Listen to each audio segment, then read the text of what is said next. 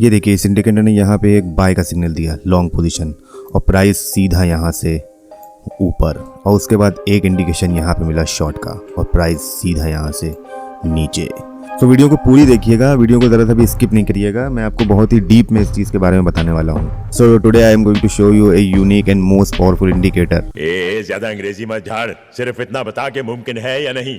बिल्कुल हो पाएगा और ये इंडिकेटर काम भी करेगा।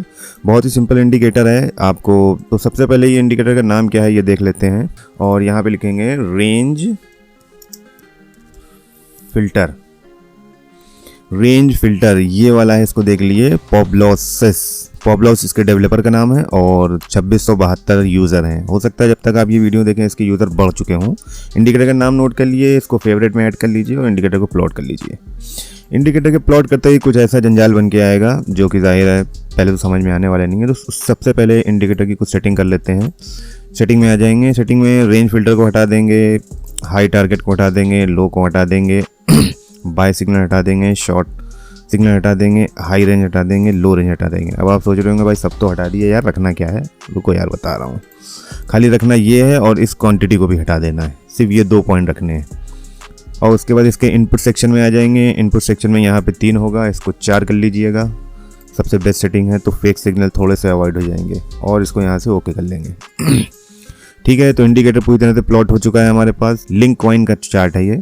और अब बहुत से लोग सवाल करेंगे कि भाई आप क्रिप्टो करेंसी में दिखा रहे हो ट्रेड करके या इंडिकेटर टेस्ट करके, और आप जो है स्टॉक में क्यों नहीं दिखा रहे हो? तो भाई स्टॉक में ये इंडिकेटर प्रॉपर नहीं काम करता है, ये फॉरेक्स में काम करता है अच्छा, और जो है आपका क्रिप्टो करेंसी में करता है। नीचे वाले इंडिकेटर को देख कर कन्फ्यूज़ ना होना, ये भी एक तरह का RSI है। इसके ऊपर मैंने एक वीडियो बनाई है RSI प्लस, तो ये डाइवर्जन बनाता हुआ चलता है, चाहे तो उसकी वीडियो भी देख लेना। सो स्ट्रेटेजी कुछ इस हिसाब से है। नीचे देखिए RSI चल रहा है, इसको थोड़ा सा मैं बड़ा करके कर लेता हूँ यहाँ पे। ठीक है, नीचे RSI चल रहा है। अब देखिए थोड़ा पीछे चलते हैं। ये भाई 1 मिनट की स्कैल्पिंग स्ट्रेटेजी है। ठीक है, जो लोग 1 मिनट में ट्रेड करना चाहते हैं उनके लिए बढ़िया इंडिकेटर है, अच्छे सिग्नल देता है, काफ़ी हद तक के सही सिग्नल होते हैं। ठीक है, चलिए सबसे पहले यहीं से शुरू करते हैं। ये देखिए यहाँ पे इसने शॉर्ट का सिग्नल दिया, उसके पास प्राइस थोड़ा डाउन हुआ। अब यार तुम लोग सोचोगे कि यार बैक टेस्ट करना तो बड़ा आसान है, कुछ भी बोल दो दिखाई देता है साफ साफ नीचे जा रहा है। तो इस इंडिकेटर के साथ आपको RSI का मिक्सअप करना है। RSI को यहाँ इस्तेमाल करेंगे सिर्फ एज ए स्पीडोमीटर। जो भी लोग RSI को ओवरबॉट और ओवरसोल्ड इस्तेमाल करते हैं तो भाई ये तरीका पुराना हो गया है, इस तरीके को छोड़ दो। इस तरह से कभी आज तक पैसा नहीं बनाया, ना कभी बनेगा। ठीक है ना, वो देखने में ज़रूर लगता है कि ओवरबॉट हो गया है, वो नीचे आ जाएगा, लेकिन अक्सर आप भी जानते हो ये चीज़ काम नहीं करती है। ये बहुत पुराना तरीका है, था ये भी एक तरीका था, लेकिन वो फिलहाल क्रिप्टो में तो काम नहीं करता और ना ही फॉरेक्स में काम करता है। सो सबसे पहले जब ये सेल साइड सिग्नल देगा तो RSI को देखेंगे कि RSI कहाँ पर है, RSI की स्पीड क्या है।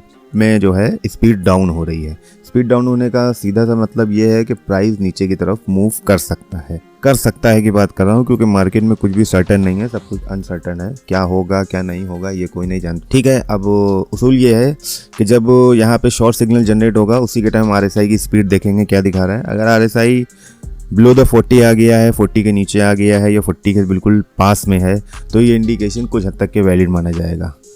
यहाँ पे एंट्री बनेगी, चलिए मैं दिखा देता हूँ। शॉर्ट पोजीशन की ये एंट्री बनेगी। ठीक है, स्टॉप लॉस रहेगा ये जो शॉर्ट लिखा है जहाँ पे, इसके जस्ट ऊपर, और इतना टारगेट। अब आप कहोगे इतना छोटा सा टारगेट मिला है, तो देखिए जैसे ही यहाँ पे एंट्री आपकी सही डायरेक्शन में जाएगी, आप इंस्टेंटली जो स्टॉप लॉस है उसको ट्रेल करना शुरू कर देंगे। पहला स्टॉप लॉस यहाँ रहेगा, उसके बाद स्टॉप लॉस यहाँ पे आ जाएगा, उसके बाद स्टॉप लॉस यहाँ पे आ जाएगा। ऐसे ही करते करते ट्रेल करेंगे। जब प्राइस यहाँ होगा तो आपका स्टॉप लॉस यहाँ आ चुका होगा, यानी आप लगभग कॉस्ट पे आ चुके होंगे। तो घबराने की कोई बात नहीं है। अगर इंडिकेटर काम नहीं भी करता है, प्राइस एकदम से सडन मूव कर जाता है, तो कोई इशू नहीं है, आप कॉस्ट टू कॉस्ट बाहर निकल जाएंगे।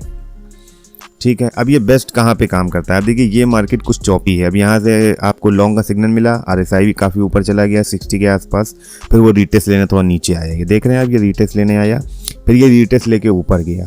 तो टारगेट जो है ना, बेसिकली जो स्विंग हाई है उसके थोड़ा सा ऊपर ही का होता है। मान लीजिए इसने यहाँ पे ये चीज़ बताई और आपने यहाँ कहीं पे एंट्री बना ली, यहाँ पे एंट्री बना ली, तो SL जो है वो इसके नीचे रखेंगे, यहाँ पे लॉन्ग के नीचे। बल्कि ये जो स्विंग है इसके यहाँ पे रखना मस्ट है। या तो आप वेट करें कि इसने ऊपर एक हाई दी और यहाँ पे बीच में फिबोनाची लगा के देख लें, ये देखिए यहाँ से यहाँ फिबोनाची लगाया, 60% यहाँ इसने रिट्रेसमेंट खाया और प्राइस ये ऊपर चला गया। उसके बाद धीरे धीरे ट्रेल करते हुए पीछे पीछे प्राइस के बढ़ते रहे। अब जब सडनली बिग मूव आता है तो ये बहुत ज़बरदस्त काम करता है। अब यहाँ पे इसने एक शॉर्ट का सिग्नल जनरेट करा, आप यहाँ कहीं पे एंट्री बनाते, शॉर्ट के ऊपर यहाँ पे करीब आप स्टॉप लॉस रखते, देन बूम, प्राइस कितनी तेज़ी से फॉल हुआ। कहीं पे भी टारगेट लगा सकते थे, यहाँ कहीं पे निकल जाते, यहाँ कहीं पे लगा देते, या फिर भाई ट्रेल करते हुए पीछे पीछे धीरे धीरे आओ, जैसे जैसे प्राइस नीचे जाता रहेगा। ठीक है, यहाँ पे स्टॉप लॉस ले आए, फिर यहाँ स्टॉप लॉस ले आए, फिर यहाँ स्टॉप लॉस ले आए। पर ये ध्यान रखना कि प्राइस बैक भी बहुत तेज़ मारता है। सडन जब बैक मारता है तो आपके एसएल को हिट करके, हालांकि लॉस नहीं होगा आपको, लेकिन आप मार्केट से आउट हो जाओगे और उस कंडीशन में प्राइस और भी कंटिन्यू गिरता चला जाएगा नीचे। ये देखिए, ठीक है। अब कंडीशन ये होती है, यहाँ पे बाय का सिग्नल दे रहा है तो इस बाय के सिग्नल में हमें बैठना चाहिए कि नहीं चाहिए। देखिए बाय के सिग्नल में बैठने के लिए कंडीशन क्या फुलफिल होनी ज़रूरी थी कि आरएसआई भी आपका 40 से ऊपर स्पीड में दिखाए, 40 से ऊपर की तरफ जा रहा हो, तब बाय में बैठेंगे। अब यहाँ बाय में बैठ जाते तो आपका एसएल तो इतनी जल्दी नहीं हिट होता, थोड़ा ऊपर जाता, फिर वहीं नाचता, फिर थोड़ा ऊपर जाता, फिर थोड़ा ऊपर जाता। ठीक है, फिर यहाँ पे आके एसएल हिट करता है तो उतनी देर में आप एसएल को ट्रेल भी कर सकते थे। जिनको ट्रेल करना आता है वो यार ट्रेल कर लेते हैं। ठीक है, यहाँ पे एक शॉर्ट का सिग्नल जनरेट हुआ, यहाँ एंट्री बनेगी, इसके ऊपर एसएल, जहाँ पे शॉर्ट जहाँ पे लॉन्ग आता है उसी के ऊपर एसएल रखना। ठीक है, एसएल को बिल्कुल नेकेड नहीं छोड़ देना कि ऊपर बैठा हुआ है एसएल, प्राइस अगर गलत मूव कर गया तो पूरा अकाउंट ही ब्लो ऑफ हो गया। सो यहीं पे जो है आप एसएल प्लेस करना और एक स्विंग से थोड़ा नीचे का टारगेट होता है हमेशा। ये देखिए, आप यहाँ पे ओवरबॉट समझ के बाय करते, प्राइस थोड़ा ऊपर जाता, अगर आप आरएसआई के हिसाब से चल रहे होते थोड़ा प्रॉफिट दिखाता, उसके बाद आपका स्टॉप लॉस हंड कर देता और स्टॉप लॉस हंड करने के बाद प्राइस ऊपर चला जाता है। यही होता है ना हर बार। तो अब देखिए यहाँ पे एक सिग्नल जनरेट हुआ, सिग्नल जनरेट होते ही मार्केट सडन ऊपर ऊपर देन ऊपर ऊपर ऊपर चलती चली गई। अब इस इंडिकेटर की ख़ास बात ये भी है कि ये जब इंडिकेशन एक देता है तो काफ़ी देर खामोश बैठता है। ठीक है, अब जैसे यहाँ पे देखिए ये इसने लॉन्ग का सिग्नल दिया और उसी टाइम आरएसआई को देखिए ये ऊपर आ गया, यहाँ पे 60 के ऊपर आ गया। इसका मतलब प्राइस रेडी है ऊपर की तरफ जाने के लिए, बिल्कुल प्रेशर आ गया है, स्पीड बन चुकी है, गाड़ी तैयार है उड़ने के लिए। और सडनली यहाँ से बूम, कितना लॉन्ग, कहाँ तक ट्रेल करेंगे आप? ट्रेल करते करते करते करते पीछे पीछे पीछे पीछे, और जब एक हाईएस्ट पे पहुँच जाए तो ट्रेड को काट देना चाहिए। ठीक है, यहाँ से शॉर्ट में भी कंडीशन वही फुलफिल होगी। देखिए जब शॉर्ट का सिग्नल आया तब आरएसआई 60 पे टकरा गया था। ठीक है ना, 60 पे टकरा गया था, नीचे जाने की संभावना थी। उसके बाद आरएसआई इसके नीचे आ गया था, यानी 40 से नीचे स्पीड आ चुकी थी। अब मार्केट गिरने के चांसेस हैं और बिकॉज ऑफ पीछे से इतना बढ़ता हुआ आ रहा है, ये भी आप देख रहे हो।